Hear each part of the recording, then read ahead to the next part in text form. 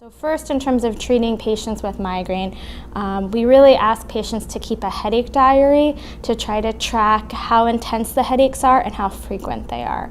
So we divide treatment into something called abortive or acute therapy and then preventive or prophylactic therapy. So to start with, the acute therapy is medication patients take when they feel the headache attack coming on. And so if it's a really mild headache, then they might be able to take an over-the-counter like ibuprofen or naproxen. But if something is more of a moderate to severe headache, then we would recommend a triptan, usually a migraine-specific medication. There's 7 different ones. What's great is that they come in different mechanisms in terms of how to take them. So there's oral ones, orally dissolving ones, there's nasal sprays, and there's injections. So patients often frequently have nausea and vomiting, and so we're able to give them something they don't have to take orally. Sometimes we tell patients to combine that with the naproxen for even more long-acting benefit.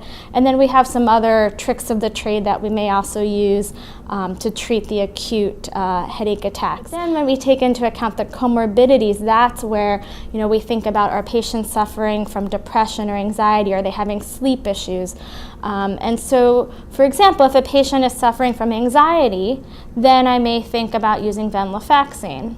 If a patient's having sleep issues, they're having difficulty falling asleep at night, staying asleep, well, I'll use the side effect of amitriptyline, which is that sometimes it can make patients tired, which is why they take it at night. So I'll give them the amitriptyline to help them with sleep, because we already know that if patients aren't sleeping much, that can actually be a risk factor or trigger for developing the migraines.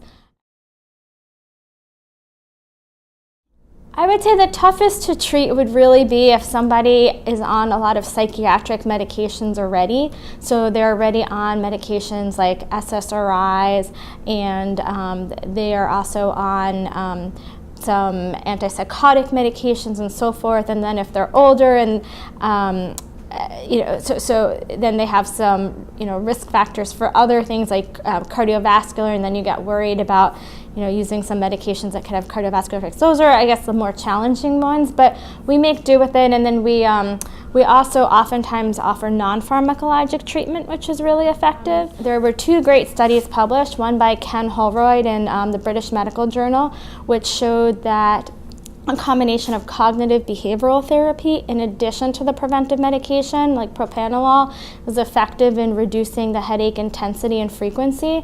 And then also Scott Powers just published a recent article in JAMA, which was a combination of amitriptyline and cognitive behavioral therapy in children, and that also showed that there was a great benefit by adding cognitive behavioral therapy, like a non-pharmacologic intervention. So we have cognitive behavioral therapy, which I mentioned. We also have biofeedback.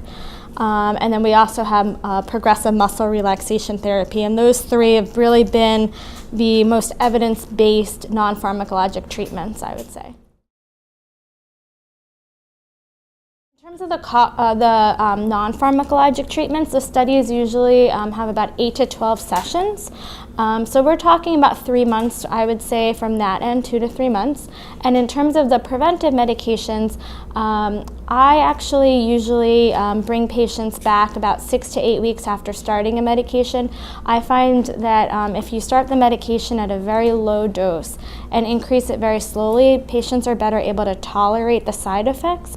They don't really notice the side effects as much. So I'm a bit more conservative in terms of how I prescribe the medication. So I would say that after about 2 or 3 months or so, patients can have a really positive benefit.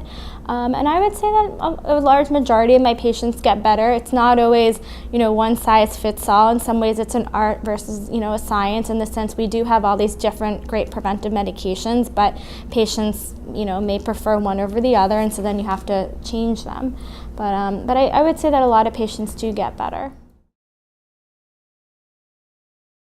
There are some really good drugs in development right now around the phase 2, or just finished the phase 2 trials. They're the calcitonin gene-related peptide antagonists, and they look very promising because unlike the triptans that I've mentioned, we don't have to worry about the contraindications for patients who have had stroke and heart attack. And so we're very excited about these medications that are hopefully coming to the market. Some studies being done on modulation. I think right now it's somewhat hot topic, but also somewhat controversial. I think that for certain areas like cluster headache, so not migraine headache, it's a completely different kind of headache disorder. I think that there might be some promise in some of this phenolpalatine ganglion stimulators and so forth. But in terms of with migraine specifically, I think we really need additional randomized control trials to see that they're good, because right now I think the techniques really need to be refined a little bit more.